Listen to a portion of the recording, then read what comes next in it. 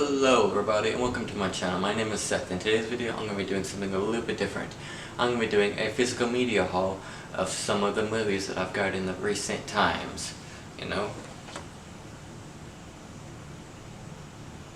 Now for me, I've seen a couple of videos on people doing their hauls of their DVDs and physical media, and I've always really liked that, and I thought, why not I do this, because I love seeing these videos, maybe somebody else will like seeing me do mine, But I will say all of these are Blu-rays, so if I'm going to be talking about the movie, I got it in the Blu-ray format, And the first one I have is Rental Family. Now this movie did just come out recently. I think it was like November of 2025, around like Thanksgiving time.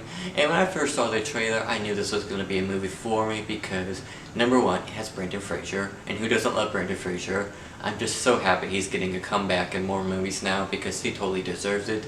And the second one was when I watched the trailer for it. It was just one of those movies I knew was really going to tug on my strings, and it was just going to be a movie for me, And I was completely right after watching this movie, because this movie is just a movie that's so loved and has so much caring of it, It shows about like how in Japan you can really rent a lot of things, And for this, Brendan Fraser becomes a person you can rent for a moment, whether that be like sad moments, happy moments, or just even a day to rent a person for being a friend, And at the end of it, I felt some strong emotions. It's like, oh, this movie was so good. So yeah, when the time came, I bought it. Yep.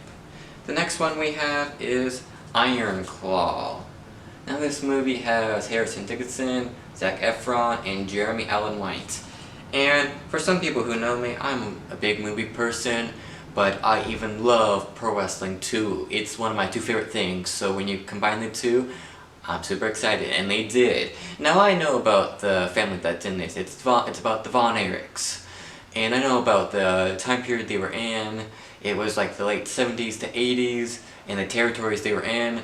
They were a part of a wrestling company called WCCW, World Classic Championship Wrestling, and they were very big in that time. It was during like Texas era, and this was before this was like early WWE before that time. So there was a thing called the territories, and they were really big back in the territories. And when I watched this movie, it really showed all the love and care, because in real life, the brothers were very close with each other and really loved each other. And that's what this movie really shows you, is that the brothers that they had all loved each other, Now, of course, it does show pro wrestling in that time period, but it also shows some traumatic things, because the Von Erich story can be a nice story for some time, but the whole picture of it kind of is, they did have some traumatic experiences, and a lot of them did go through some personal demons and a lot of other stuff, and that's all I really want to kind of say, because I don't want to spoil that much of it. But yeah, when I saw this movie, I remember the credit scene was rolling, and I literally was having tears in my eyes because of just how well they did this movie, I mean, Zac Efron, Harrison Dickinson, and Jeremy Allen White. I mean, all great actors playing roles so great. And when I saw this movie, I thought this movie definitely deserves an Oscar. I mean, for Zac Efron and just the movie alone. Unfortunately, that didn't happen, but overall, a great movie. And when it came out, and it came time and I had the money for it, I of course got it, My next movie I'm wanting to show you is Infinity Pool by David Cronenberg. Now it has Mia Goth, who we all know I love, and I think she's a phenomenal actress, and I watch almost anything she's really in. And we also have Alexander Skarsgård, who is a really great actor too in this movie. It's really a psychological body horror movie mixed in with some Cronenberg style, Now I saw this when it first came out in theaters, I think in January of 2023 with my friend. Me and him went to go watch it, And when we're watching this movie, we're like, okay, this is not a movie we typically watch, and stuff. But, for me, I really love the cinematography of it. Mia Goth, of course, did a phenomenal job. And this movie does have some deeper meanings of trying to find yourself and find your purpose and all other things, you know, too. And overall, just when I saw it, you know, in one of my shops I go to, I was like, okay, I have to get it, you know. Okay, the next one we have is Inglourious Basterds by Quentin Tarantino. Now, this is probably my second favorite Tarantino movie. First would be, of course, Once Upon a Time in Hollywood. But the cast, too, in this movie is great. I mean, Brad Pitt, Eli Roth, Christoph Waltz, and I mean, especially Christoph Waltz. I think that was his breakout role, and he even won an Oscar for it, which rightfully so, because he did an amazing job.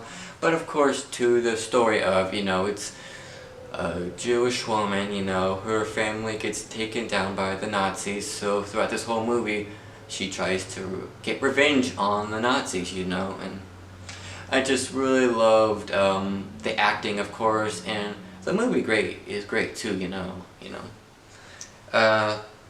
Next one I have is The Menu by it has Ralph Fiennes in it, Anya Taylor-Joy, and Nicholas Hoult.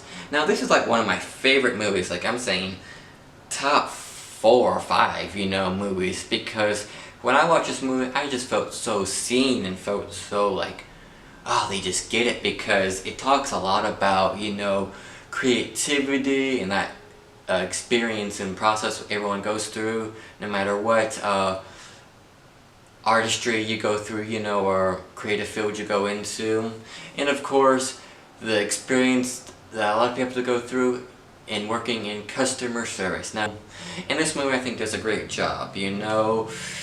Ralph Fiennes is a chef, and he was a really good chef, but he kind of gets burnt out and loses his love and creativity for cooking, which cooking is an artistry, you know. I mean, making that dish and how you all make it is personally really awesome and interests me too, you know. But, you know, of course too, it's the whole thing of commerce versus creativity. Yeah, you want to do creativity and you want to make a living out of it, but also you have to put in the business side, and all that entails with bringing people who really don't know the creative stuff in it, and then they want to put their little 2 cents in it, when it's like, please just stick to your field, please, you know.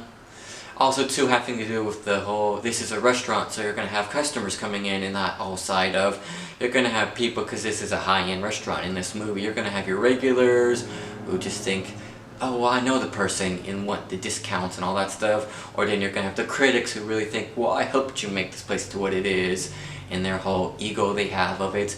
And then of course too, you just have the rude customers and all that. And when I watched that, I felt like, okay, this movie really understands all of that. And I just felt really seen because of the creative process and because of the customer service process, you know. So yeah.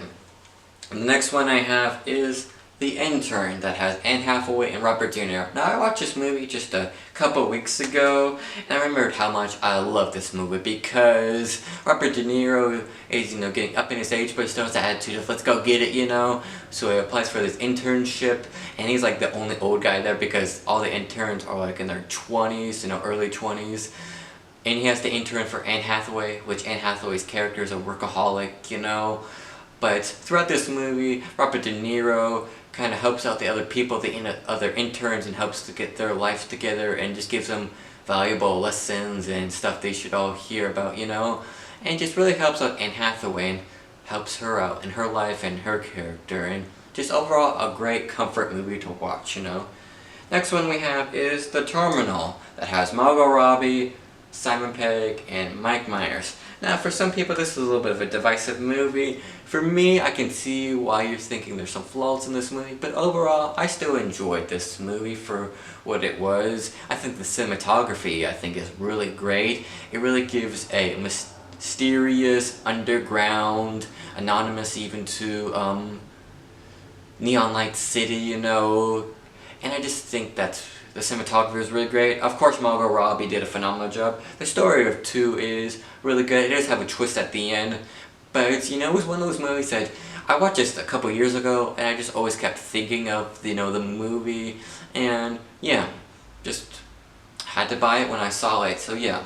And the last one, which I'm really proud to say that I have now, is the Obsession Blu-ray. Now, for a lot of people, you know, I loved Obsession. It was my second favorite movie of this year so far, you know.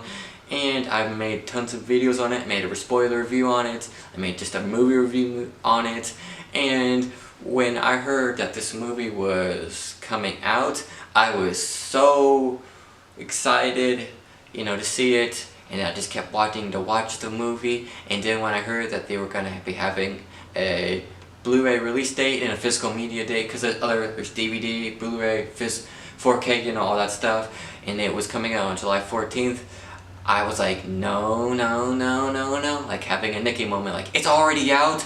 That was before I heard the date, you know. So then I heard the date, July 14th, I was like, okay, I'm going to go get this, you know, and all that. So I was really excited to get this now and have it as a full copy, because Obsession is one of my favorite movies, and I could talk so much more about this, you know, and just go on and on about how much I love this. So yeah, those are all my Blu-rays that I've gotten. Thank you for watching. Don't forget to like and subscribe, and goodbye.